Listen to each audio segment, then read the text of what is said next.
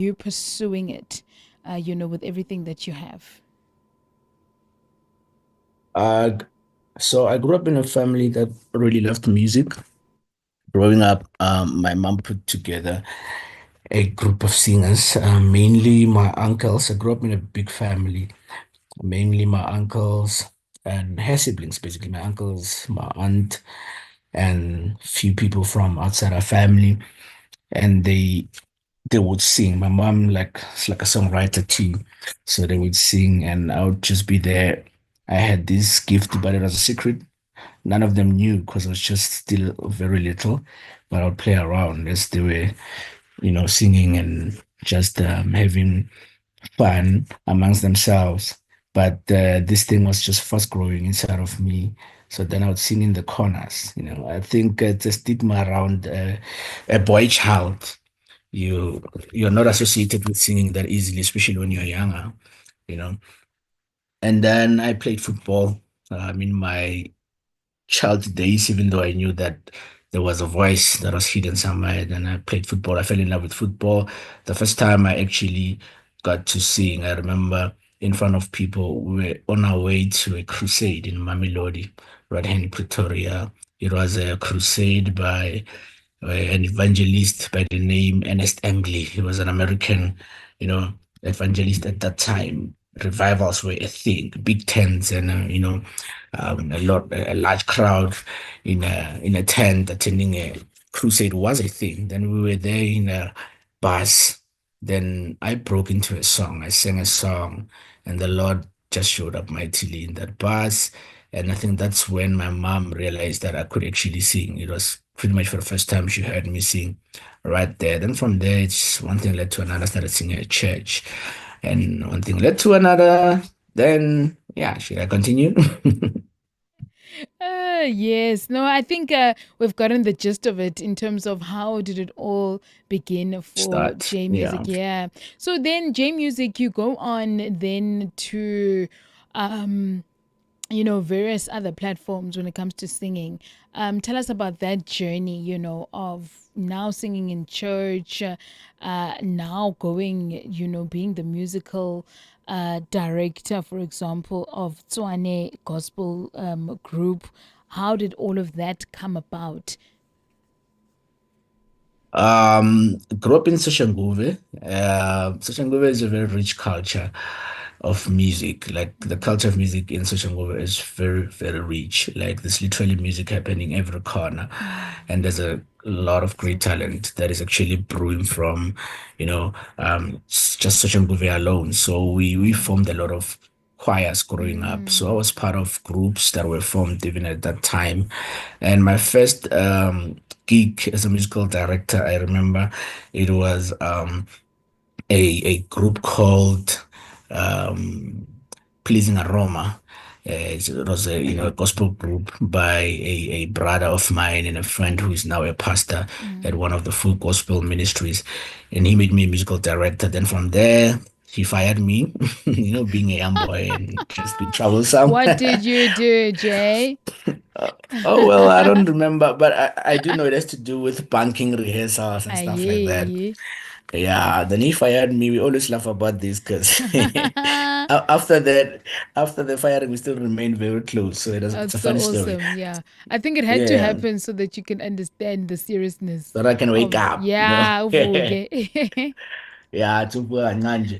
Then I opened my own. I started my own group with a friend of mine. We called it Living Testimony. That's when I started, falling in love with really just leading a group of young people, teaching them music, teaching them how to put Mm. songs together. We staged shows. Yeah, then 2016 I auditioned for Twenty Gospel Choir. Then I made it by the grace of God. And then I served for 5 years. And that's when our founder, Ubaba Begilang, was like, my boy. Now I want you to be a choir manager and a musical director. Wow. Wow. Wow. Yeah. Wow. Sure. Incredible what God can do in someone's life, once you just put out your gifts out there and start using them effectively for God's people. Tell us about, the work that you've done, for example, with the likes of Dr. Tomi, James Fortune. Tell us a little bit about your involvement there. So a lot of the work that I've done in this industry was with a Tony Gospel Choir. What a blessing of a gospel group that is I think the Lord has just been faithful to the entire choir. I've been there this year marks my 10th year with the choir. Incredible. And in this, yes, in the past 10 years, we've done a lot. We've done a lot. Yeah. Some of the highlights that I can just touch base on, we took in South African idols. I remember we once did a choir week there. Um, on that stage. And then we did a couple of big productions like Afrikaans Groot, where you just get 10,000 white people in one room, just praising God and just, doing this beautiful production. We happen to be part of that as well. The biggest highlight for me um, will be the presidential inaugurations that we did in 2019 when Ubaba Cyril Ramaphosa was being inaugurated in his first term as a president. We were there at Loftus Stadium alongside Abatando. I still remember Abatando. Mm, mm, Yes, those amazing guys from Durban. And then we were also alongside the legendary Lady Smith, Black Mambazo. So it was just the three ensembles. We were part of that. So it was a very historical event to be part of. Then what else can I think of? Yeah, we did quite a lot. We did albums. We recorded albums that won awards. There's just a lot that happened. So James Fortune is an international act. He's an American artist, a multi-award winning, Grammy nominated artist that we will get to work with twice. And I happened to record a song with him in 2020 alongside TGC at the Carnival City. I think was before lockdown as we know it happened. And if you check the records, you'll realize that Sonic Gospel Choir was the last group I know in South Africa and possibly Africa or all over the world. Because the lockdown in other countries started a bit earlier. With us, it was kind of like late. We were pretty much the last people to stage a show because just after, so our show almost didn't make it because immediately after our show, that's and when the hard airports were getting lockdown. shut down. Yes, you know what I mean. So James Fortune is that one man that I got to do a song with, um, titled "I Am" in 2020. Interesting story is that in back in 2012, I was chilling in my grandmother's shack, just like a boy who grew up in Kukwini with really horrible circumstances. Sure. This man is the man that I dreamt of just watching perform. So me doing a song with him 8 years later was just a miracle story that I always tell to say God can rewrite everybody's story. But I look back at where I started, who I was, being a boy that was bullied, called names, grew up in very poor circumstances. And for me to be in a position Where you whereby are the now. Lord opens big doors where you work with giants like Abu Dr. Dumi. And because we did a project together, Dr. Dumi and the Gifted, which is a beautiful, beautiful project. Two songs are out now, Wakuwabudiwa and Ayala Amen, streaming on YouTube, over millions of views now currently.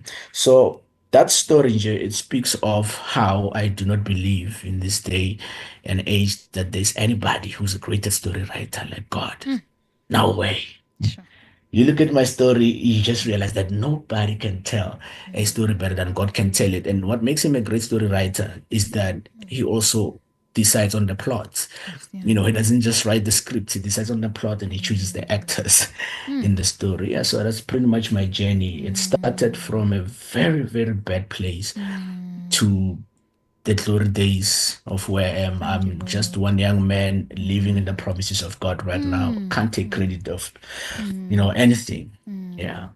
Hey, siyabulela Nkosi yami. Indeed, I love that, that you are, a humble person saying that, what, I'm just living in the glory of God, and what it is that God has destined for my life. Now, Yeah. worship is a hard thing and living sacrifice. Tell us about those two new singles that you have, the influence behind it, the sound, the story behind it. Worship is a hard thing. Tutula is a song from, so uh, Let me start. I saw what you call a supernatural speed. Let me start. Last year in April, I staged this show called The Luncheon with J Music. I do the song. After doing the song, I had only about 30 guests. I think I was just selling 30 tickets. It was really, really a very small show. Then when we were there, the show is about to start. I want to check my mic, my monitors, if everything is working well.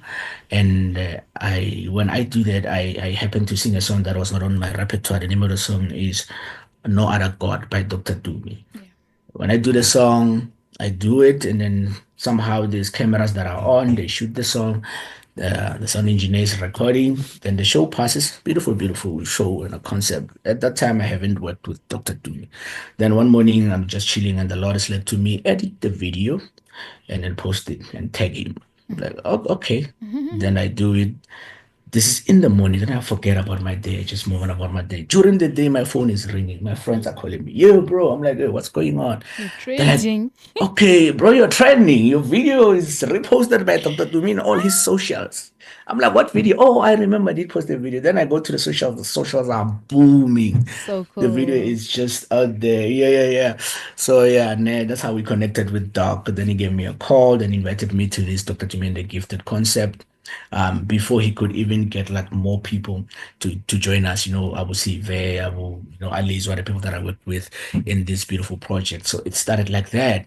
And then obviously you'd ask questions like, how does it happen that a song that you got to sing, which was not part of a plan, scores you a gig to work with Dr. Dumi. It's a God Mm. story. So Mm. moving to that, we have a recording together. Perfect. The recording then passes. Then after that, the Lord opened the door. I wanted to stage another show that was the same kind as the one that I had in April. And the Lord was like, you're not going to do that, my son. This time you're going to a church to have a full live recording. Like, what? With what money? And God was like, have I ever let you down? I was like, no. Then I had a live recording. So these two singles we're talking about are from my live recording that I recorded last year, August the 17th, titled The Gospel of J Music, which is still coming. I think the album should be out in July. So now, Mm. just so people can just get in touch with what the Lord is doing in my life right now, we just decided to release um, living sacrifice and worship is a hard thing. What sparks living sacrifice is a simple scripture. Luke chapter 6, verse 45 speaks of a good man brings good things out of the good stored up in his heart. But also it gets interesting. And an evil man brings evil things out of the devil, Yo. out of the evil stored up in their heart. So, in other words, whether it's good or whether it's evil, it comes from the same place, which is the heart. And then it says, for the mouth speaks what the heart is full of. Mm. So now the question to our listeners tonight, what is it that your heart is full of? Because that's what your mouth will speak. If you try to worship God from a heart full of pain and how you're harboring pain or resentment or lack of forgiveness or envy, Mm. jealousy, you know what I mean? You're going to worship God from a heart that is harboring those kind of things. So the song says worship is a heart thing because we are trying to send out a message to say, be careful when we worship God. It it speaks of the posture of your heart. We are in the Sure. business of the Mm. posturing of our hearts, the positioning of our hearts, basically. The way in which, or the manner in which God weighs worship, it's not in how beautiful we sing, how we lift up our hands. You'll hear the lyrics in the song. It's saying, I start with a question, should I lift up my hands Mm. or sing out a song of praise as I give you a praise or worship? Or should I bow down on my knees or shout hallelujah? Yeah. Should I even call like thousands, masses of people to Mm. watch me as I do it so that it can be evaluated or validated as worship? How should I do it? I even ask in the lyrics. Where Mm. should it be? Should there be Okay. a certain place in which this worship should be conducted? Mm. When is there a specific day in which it should be done? Then finally, Mm. when we say worship is a hard thing, it then speaks of how God then responds. So no, it's a worship. It's a hard thing. It's a matter of a heart between man and God. So in other words, if God Tutula is to weigh or Mm. measure your worship, he's going to come to your heart Ay, and Nkosi check the yami. posture. Then that's how Mm. he's gonna receive it. The song is basically about that. Living Sacrifice is a reprise of the same song. They are basically Mm. one long 12-minute song. So we just cut them into two songs so that people don't get tired of listening to a long song, but they can now listen to them differently, separately. Living sacrifice, it's me simply saying, I will praise you, I will worship, all of my days I will give to you as a living sacrifice. Because if you serve God, Yes, we do yeah. not only aim to please Him with our Yeah. ministry, but we also try to do it with our lives. So those are parts of our lives where we say, Sure. we offer ourselves as living sacrifices. Yes. Sure. That's what the song is about and where it comes from. So powerful. Jay, koluhambo lwakho, for over 20 years of being in the music, gospel music industry, ungathi ufundeni, what are the things that come to mind in terms of learnings, advices that you can give other people that are interested in pursuing a career in gospel music? Yeah, please just bring those to us and some highlights along the way. uNkulunkulu is persistent and patient enough. He's always seeking after us, no matter what happens. He's always somehow around, like just next to you. Always. He's always speaking. He's never quiet. He's always working with us. His main goal is to finally get our attention. So we may see that he's there. And when we see that he is right there, then we begin to operate on our full potential. So we meet ourselves like our real self. So in this past 20 years of just serving God, singing for him, doing ministry, serving in churches, one thing that I've always have been missing as I was growing was the fact that he is always with me. Yeah. Those are things I have been missing. You know what I mean? I don't want to lie and say I've always gotten it right. So now I'm trying to advise somebody who who's probably younger than me and they didn't have anybody who could have advised them, just like I did not have anybody to tell me what I'm telling them right now. I think their journey would then be better. Yeah. When I look back and I see all the patterns, God has always been there. But I have been doing my own thing way too many times, even when I was still trying to worship him and trying to serve him. Because I grew up in church. Church is the only thing that I know. Church is the only thing that I was doing. But that's the thing as well about growing up when into it ends up being habitual. No effort put in it. You're just good at it because you've been doing it for a long time. But I'm saying it could have been more. It could have been better. The Lord has been there with me the whole time, but I was not seeing him at all times. Why? Because I wasn't seeking him at all times. So that which is going to make you great in this life, I believe, is being able to find God in the patterns of your life as early as possible. And moreover, in everything that you do. I mean, he teaches us how to pray in the book of Matthew, chapter 6. He speaks of provision, that give us this day our daily bread and forgive us. And when he puts words like daily in a context, it tells you that he's trying to have a conversation with you every day about stuff like provision. You know what I mean? He really teaches us stuff without even saying it. He's saying them like in between the lines. You can't start your day without him. That's one thing that you cannot do. Everything that you do, the simplest thing that you can do in order for your life to be more simpler, make sure that you start with him. Wake up in the morning, invite him into your day. You get in your car and you drive. Invite him into your day. How dare you enter your car and drive to work and back without communicating with him when we have so many numbers, a high number of accidents that are happening every day? Do you think that those people that are caught up in accidents do not know how to drive? Do you think they don't have driver's licenses? They're probably better drivers than you. Some have been driving for many years, but they still die in car accidents. You know why? Because their body is protecting them. So the Lord is trying to teach us that protection doesn't come automatically. Provision doesn't come automatically. A relationship with me does not come because you once raised your hand in church 10 years ago and you said, Lord, I'm taking you into my life. I want relationship, God is saying to. I mean, he's teaching us about relationship using examples like marriage. What did we think? God wants to have a relationship with us. So 20 years of ministry, when I look back now into that 20 years, I'm seeing the same pattern, which was God saying, don't worry about anything. I am here. I'm going to provide it for you. If you live within my will, just know everything is literally going to be my bill. I pay for everything that has to do with my will. So everything that is done God's way will never let God supply. So it's what I've been learning for the past 20 years, that life should have been simple for me. But I was not seeing it like that because I was not spending as much time that I would have spent with him. But still, the greatest choice I have made with my life, regardless of the lack of, or regardless of not working with him enough, the greatest choice that I have made with my life was to decide those many years ago that I'm going to walk with him. Mm. Mm. He kept me till this far. So that's what I've learned, that I shouldn't trust anything else in this world but God. Trust in the Lord with all your heart, lean not in your own understanding. And in all your ways, acknowledge Him. Hey! At all Hi! times. God is so good to us. Jay, thank you so much. I feel like you've given us your journey, your testimony, all in one. But I feel like there's so much more when it comes to your testimony, but we'll definitely ring you up soon for you to share.